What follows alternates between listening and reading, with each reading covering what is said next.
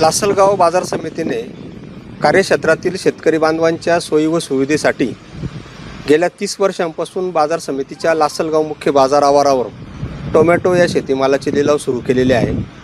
चालू हंगामातील टोमॅटो लिलाव यावर्षी गेल्या 4 दिवसांपासून सुरू करण्यात आलेले आहे। सध्या बाजार समितीच्या बाजार आवारावर साधारणतः 2000 क्रेट्सची टोमॅटोची आवक येत असून बाजारभाव कमीत कमी ₹31, जास्तीत जास्त ₹411 आणि सर्वसाधारण ₹350 प्रति क्रेट्सप्रमाणे शेतकऱ्यांना मिळत आहे।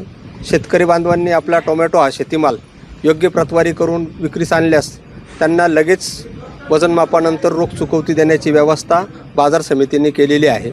तरी शेतकरी बांधवांनी आपला टोमॅटो हा शेतीमाल योग्य प्रतवारी करून विक्रीस आणावा असे मी बाजार समितीतर्फे आवाहन करतो।